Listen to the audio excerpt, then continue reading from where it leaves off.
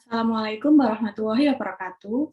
Perkenalkan, kami dari kelompok 5 yang beranggotakan saya sendiri, Airlangga Putri Haryanto dengan NIM 2020-31064, kemudian Azhar Fauzan Nugroho dengan NIM 2020-31067, serta Nafisa Sheila Faradila dengan NIM 2020-31060. Pada kesempatan kali ini, kami dari kelompok 5 akan menjelaskan tentang algoritma artificial intelligence untuk membangun embedded system. Pertama-tama, kami akan menjelaskan landasan teori terlebih dahulu. Disk drive atau hard disk. Hard disk drive atau biasa disingkat dengan HDD atau biasa dikenal dengan hard disk saja adalah sebuah media penyimpanan sekunder pada sebuah komputer. Meskipun disebut sebagai media penyimpanan sekunder, namun pada kenyataannya fungsinya adalah sangat penting, bahkan tidak bisa ditinggalkan lagi untuk kebutuhan sebuah komputer. Sebagai salah satu media penyimpanan sekunder, selain disket, flash disk, compact disk, disk tape, dan lain-lain, selain memiliki kemampuan untuk menyimpan data yang sangat besar, yaitu dalam ukuran gigabyte, hard disk juga memiliki kelebihan lain, diantaranya adalah kecepatan akses, baik dalam membaca maupun menulis data, serta ketahanannya dalam menyimpan data secara fisik untuk jangka waktu yang cukup lama. Kemudian disk encryption. Disk encryption adalah salah satu teknik enkripsi yang dilakukan pada data at rest. Istilah data at rest ditujukan pada data yang tersimpan pada media penyimpanan komputer. Dengan kata lain, enkripsi tidak dilakukan pada data yang sedang ditransmisi melalui jaringan. Media penyimpanan yang dimaksud dalam disk encryption merupakan peralatan atau device yang memiliki sektor-sektor dan alamat untuk tiap sektor tersebut. Contohnya adalah hard disk atau flashcard. Disk encryption dapat digolongkan menjadi dua, yakni entire hard disk encryption dan virtual hard disk encryption. Sesuai namanya, entire hard disk encryption berarti enkripsi dilakukan pada seluruh area hard disk, termasuk faktor yang menyangkut perangkat keras hard disk itu sendiri.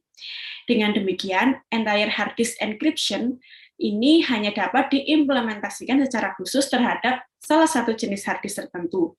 Jenis enkripsi ini tentu memiliki kelebihan karena seluruh area hard disk aman. Namun, jika dikaitkan dengan jaringan dan kegiatan sharing yang biasa dilakukan di dalamnya, entire hard disk encryption ini menuntut penyesuaian yang tidak mudah. Virtual hard disk encryption di sisi lain tidak melakukan pengamanan terhadap seluruh area hard disk, tetapi hanya sebagian, yaitu sebuah virtual disk. Dengan demikian, sepanjang ada kesesuaian sistem enkripsi dengan sistem operasi tempat virtual hard disk encryption terinstall, semua akan berjalan lancar dan tidak perlu memikirkan faktor yang berkaitan dengan perangkat keras hard disk. Kemudian algoritma Ritz and Dial.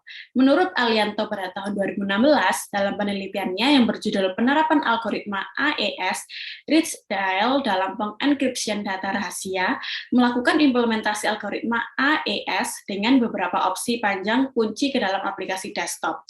Panjang kunci yang digunakan adalah 128 bit, 192 bit, dan 256 bit.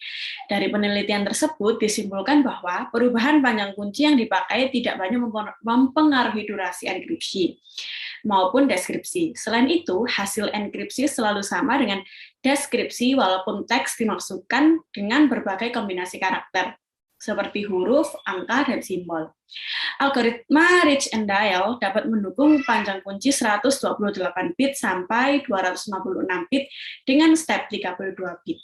Panjang kunci berpengaruh pada jumlah putaran yang dikenakan pada tiap blok. Misalnya, untuk ukuran blok dan panjang kunci sebesar 128 bit ditentukan 10 putaran. Sedangkan untuk ukuran blok 128 bit dan panjang kunci 256 bit, jumlah putaran yang ditentukan adalah 14 putaran. Algoritma Ritz and Dial mempunyai 3 parameter sebagai berikut. Pertama, plain text atau array yang berukuran 16 byte yang berisi data masukan. Kemudian ciphertext atau array yang berukuran 16 byte yang berisi hasil enkripsi. Yang ketiga yaitu key. atau array yang berukuran 16 bit atau untuk panjang kunci 128 bit yang berisi kunci chippering yang biasa disebut juga sebagai chipper key. Kemudian untuk pembahasan dan hasil, yang pertama-tama proses enkripsi Rich and Dial. Pada gambar di sebelah kiri terdapat proses enkripsi Rich and Dial. Kemudian untuk skemanya, skema enkripsi Rich and Dial dapat dilihat pada gambar yang berada pada sebelah kiri. Pada intinya, tiap blok masukan atau array state dikenakan 4 fungsi utama berikut. Yang pertama, subbyte, melakukan substitusi menggunakan tabel sbox. Kemudian shift row, menggeser baris ke R dalam array state sebanyak R byte ke kiri. Kemudian mix column, mengacak array state dengan cara melakukan perkalian matriks yang merupakan transformasi dari perkalian polinom antara tiap kolom dengan polinom 4 suku pada GF28 AX mod X4 tambah 1. Kemudian add round K pada gambar tersebut melakukan XOR antara array state sekarang dengan round K. Seperti yang saya jelaskan barusan, skema tersebut sudah terdapat pada gambar di sebelah kiri, yaitu yang pertama subbyte. Kemudian di sini bisa Anda lihat pada tabel pada kotak ketiga, yaitu terdapat subbyte, kemudian shift row, mix column, dan yang terakhir adalah add round K. Nah, untuk selanjutnya, yaitu ilustrasi transformasi subbyte akan dijelaskan oleh rekan saya yang bernama Azan Fauzan Nugroho. Dipersilahkan. Oke, baik. Di sini Azan Fauzan Nugroho akan melanjutkan presentasi dari rekan saya sebelumnya, yaitu Erlangga Putri. Di sini kita bisa melihat ilustrasi transformasi subbyte dengan menggunakan seperti yang dijelaskan oleh rekan saya sebelumnya, itu algoritma Rinjail dapat mendukung panjang kunci 128 bit sampai 256 bit dengan step 32 bit. Nah, dengan 16 bit, maka baik blok data dan kunci yang berukuran 128 bit disimpan di dalam ketiga array tersebut. 128 sama dengan 16 kali 8. Selama kalkulasi plain text menjadi chipper text, status sekarang dari data disimpan di dalam array byte 2 dimensi. State yang berukuran n rows, x, n calls, elemen array state diajar sebagai s index r c dengan 0 kurang dari r dengan kurang dari 4 dan 0 kurang dari c kurang dari nc. Nc adalah panjang blok dibagi 32. Pada AS, nc sama dengan 128 bagi 32 sama dengan 4. Nah, tiap elemen arraynya itu diisi dengan 8 bit teks 1 byte-nya, 1 byte di dalam notasi hex. Nah, contoh pengisian array state dapat dilihat pada gambar di sebelah kiri itu. 19 sama dengan 0,00111 pakai koma 000110001 byte pertamanya itu kemudian dilanjutkan ke 3D itu 00111101. Itu adalah byte kedua dan akan diteruskan seterusnya seperti proses yang tadi sampai 08. Nah, di sini ya transformasi subbyte ini bisa dilihat. Nah, ini dari 19 ke D4. Kemudian ada tabel sbox untuk subbytes. Tabelnya itu kita sedang melakukan prosesnya itu ini dari A ke B, B ke C, C ke D. Ini P-nya itu dalam baris kedua, kemudian yang C itu dalam baris ketiganya ya. Kemudian D prosesnya itu di baris keempatnya. Kemudian ada ilustrasi transformasi shift row. Nah, di shift row ini adalah ya kolom ke bawahnya. Nah, itu kita dapatkan hasilnya itu 046681 dan E5. Setelah itu ada ilustrasi mix column. Mix column ini kita tambahkan menggunakan operator sort. Nah, dapatkan hasilnya A4, 9C, 7F, dan F2. Nah, kemudian proses distribusi region dial itu sudah yang sudah saya oleh rekan saya jelaskan tadi. Skemanya itu tadi saya akan jelaskan mengenai flowchart, flowchartnya, bagaimana flowchartnya ini akan diproses. Flowchartnya itu akan dimulai dari ciphertext. Ciphertext itu akan memasuki proses initial round. Di initial round ini akan menambahkan round key-nya. Setelah initial round diproses, initial round akan memasuki proses standard round. Standard round akan melakukan proses shift row, byte sub, round key, dan mix column. Dan standard round ini akan melakukan proses yaitu perulangan atau di sini kita bisa lihat sebelum memasuki final round dia akan melakukan perulangan terlebih dahulu sampai mendapatkan nilai yang pas. Nah, setelah itu akan masuki final round. Final round itu akan bershift row, byte sub, dan round key-nya. Setelah final round diproses, final round akan masuki tahap plain text.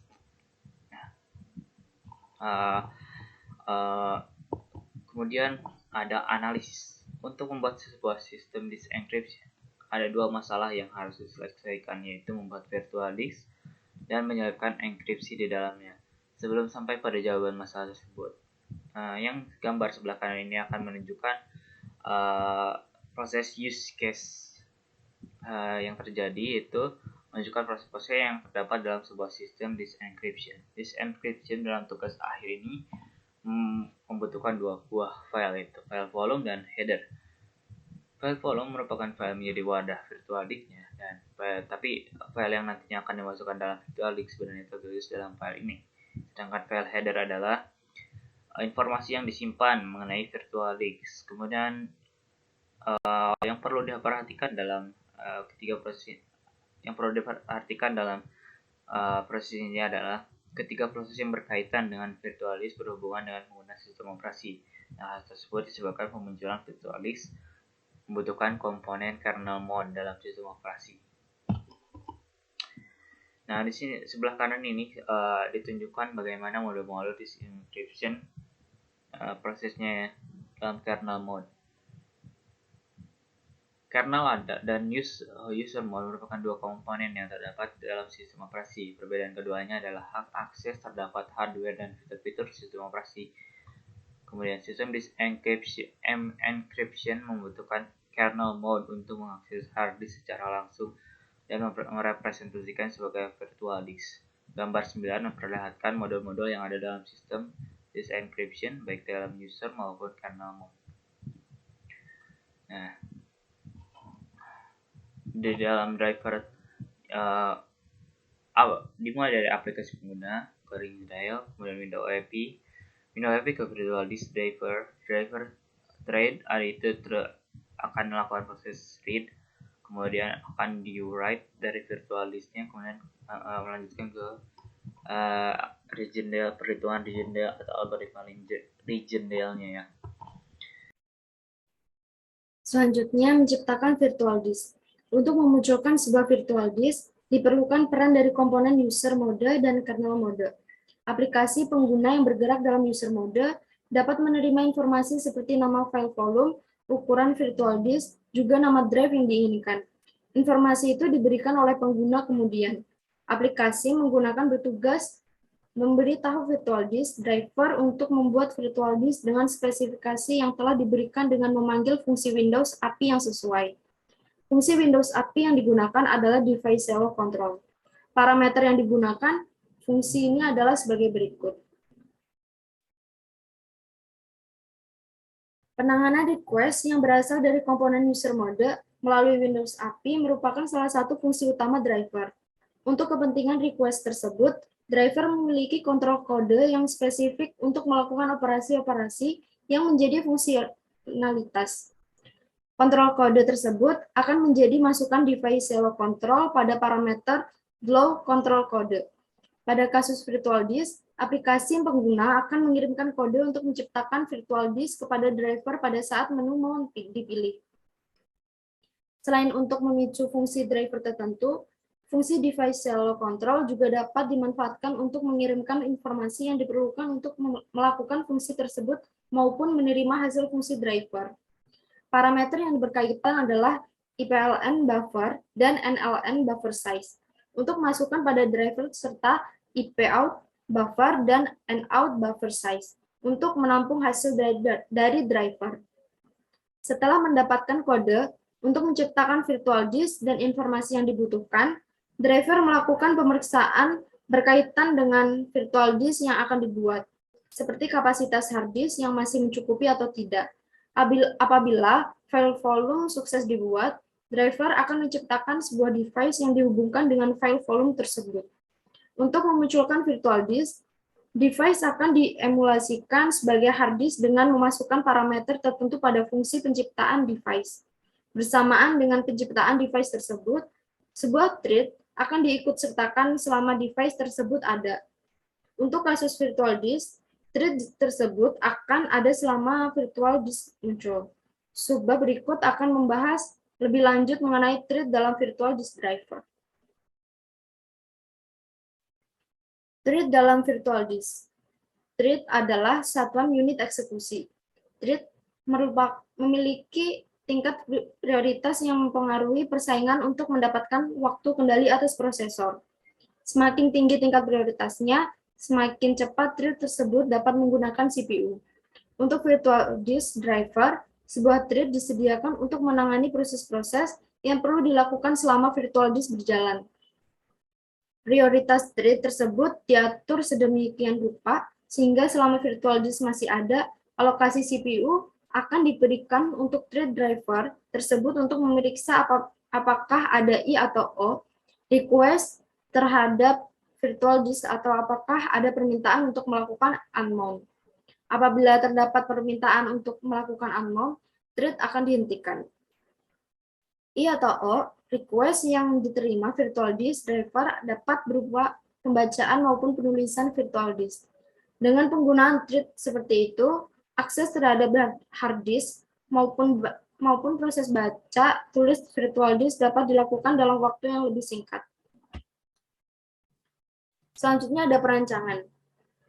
Poin-poin perancangan yang perlu diperhatikan antaranya perancangan menu interaksi, perancangan file header, dan penyelipan proses enkripsi dan dekripsi pada virtual disk. Adapun perancangan menu interaksi. Interaksi dengan pengguna untuk perangkat lunak tugas akhir adalah melalui command line. Sintaks yang digunakan adalah untuk melakukan mount. TA, A, T file, M, drive, F. File volume, file header, S ukuran file volume, U nomor unit. Keterangan, drive, nama drive untuk virtual disk, file volume, alamat file volume, file header, alamat file header, ukuran file volume, nomor unit, nomor virtual disk. Sintaks ini digunakan baik setiap akan melakukan mount terhadap virtual disk, baik saat pertama kali atau dengan membuat file volume dan file header terlebih dahulu, maupun selanjutnya. Contoh penggunaan, TA, A, T file, MZ, FC, atau file image, HC, atau file header, S10M. Untuk melakukan unmount, TA, D, U, nomor unit. Keterangan drive, nama drive untuk virtual disk, nomor unit, nomor virtual disk. Contoh penggunaan, TA, D, U1. Selanjutnya ada file header. Bagian ini khusus membahas file header, yaitu file menyimpan informasi penting mengenai virtual disk. Gambar berikut merupakan skema file header. File header merupakan string yang terdiri dari salt dan informasi virtual disk. Salt merupakan bit-bit acak yang digunakan bersama dengan kunci diberikan pengguna untuk menurunkan kunci header. Aturan yang digunakan untuk menurunkan kunci header mengikuti aturan PKCS #5 yang dikeluarkan oleh Laboratorium RSA. Penggunaan bit-bit acak atau salt dalam PKCS #5 bertujuan meningkatkan jumlah kemungkinan kunci yang bisa diturunkan sehingga tidak mudah ditebak. Selanjutnya ada enkripsi, dekripsi pada virtual disk. Modul virtual disk driver bertanggung jawab untuk berhubungan dengan hard disk untuk membuat file volume, merepresentasikan file volume tersebut sebagai virtual disk. mengolah tiap modifikasi yang dilakukan dan menutup virtual disk kembali. Untuk pengerjaan tugas akhir ini, virtual disk driver yang digunakan adalah IMDisk oleh Olaf Lagerkvist. Enkripsi dan dekripsi diikutsertakan dalam proses tulis dan baca terhadap virtual disk menggunakan implementasi algoritma Rich-Dale berdasarkan iSleep dalam iScript-it. Implementasi. Yang pertama ada lingkungan implementasi. Spesifikasi perangkat keras yang digunakan selama pengerjaan tugas akhir adalah sebagai berikut. Ada prosesor Intel Celeron 1,73 GHz, RAM 512 MB, hard disk Toshiba 80 GB, perangkat keluaran berupa monitor, perangkat masukan berupa papan kunci dan tikus. Adapun perangkat lunak yang digunakan ada sistem operasi Microsoft Windows XP Service Pack 2, Windows Driver Kit atau WDK, ada server 2008 pre-RTM with Hyper-V, VMware 5, dan editor Notepad v4.0.2. Selanjutnya, batasan implementasi. Batasan yang didefinisikan untuk implementasi disk encryption ini adalah disk encryption system. Ini tidak memberikan perlindungan keamanan terhadap keberadaan file volume. Segala bentuk modifikasi, termasuk penghapusan file volume maupun pemindahan lokasi file volume tidak ditangani. Pengujian. Pengujian yang dilakukan bertujuan untuk memeriksa keberhasilan fungsi mount, unmount virtual disk, serta keberhasilan melakukan modifikasi terhadap isi virtual disk. Selain itu, pengujian juga dilaksanakan untuk memastikan file volume pada disk encryption system tidak dapat dibaca dari luar virtual disk. Berdasarkan pengujian yang dilakukan, perangkat lunak tugas akhir ini dapat menciptakan virtual disk yang memiliki fungsionalitas seperti layaknya disk drive lainnya. Pada saat virtual disk muncul, segala operasi yang dikenakan pada file dapat digunakan dengan baik. Pada saat virtual disk telah selesai digunakan dan telah di-unmount, pembacaan terhadap file volume tidak menunjukkan isi file yang sempat dimasukkan dalam virtual disk. Dalam keadaan terdeskripsi, dengan demikian data yang tersimpan dalam virtual disk dinyatakan aman. Nah, adapun kesimpulan dan saran dari kelompok kami. Kesimpulan dari kelompok kami, beberapa kesimpulan yang dapat diambil dari implementasi disk encryption menggunakan algoritma Rich-Dale ini adalah, yang pertama, virtual disk pada sistem operasi Windows dapat dibuat dengan berbagai cara. Di antaranya memanfaatkan sebagian besar memori dan mempresentasikannya sebagai virtual disk. Namun, cara tersebut tidak memberikan hasil yang memuaskan karena isi virtual disk akan hilang sejalan dengan penutupan virtual disk. Cara yang lebih aman adalah menggunakan file sebagai kontainer isi virtual disk file tersebut. Yang diberi nama file volume akan dipresentasikan sebagai virtual disk. Yang kedua, proses representasi file volume sebagai virtual disk membutuhkan sebuah driver. Driver merupakan wadah koleksi fungsi dan prosedur yang sistem operasi panggil untuk menjalankan berbagai operasi yang berkaitan dengan perangkat keras. Dalam hal ini, perangkat keras yang dimaksud adalah hard disk. Yang ketiga, ada proses enskripsi pada virtual disk diikutsertakan pada penanganan proses baca dan tulis virtual disk. Saran dari kelompok kami, semakin berkembangnya teknologi, saat ini mulai dikembangkan implementasi deep learning pada embedded control. Hal ini didasari karena perkembangan perangkat berbasis low power teknologi yang semakin banyak digemari. Sejalan dengan hal tersebut, penggunaan embedded control dirasa tepat karena diklaim memiliki fitur konsumsi daya yang rendah tapi tetap dapat digunakan untuk membangun sebuah sistem yang powerful. Selain itu, dengan implementasi deep learning pada embedded control dapat mempercepat proses pengembalian keputusan terhadap data input yang diperoleh. Hal ini karena proses pengambilan keputusan dilakukan secara lokal, bukan dengan mengandalkan kemampuan perangkat lain seperti komputer, master, dan lainnya. Walaupun embedded control dapat berdiri sendiri, tetapi bukan berarti akan benar-benar tidak membutuhkan perangkat lain. Algoritma deep learning ataupun kecerdasan buatan membutuhkan proses training sebelum mendapatkan model. Pada proses training inilah dibutuhkan bantuan berupa komputer yang dapat melakukan proses training atau learning terhadap dataset untuk menghasilkan model yang nantinya. Model ini akan ditanamkan pada embedded control tersebut. Sekian dari kelompok kami. Ada kurang lebihnya, mohon maaf. Terima kasih.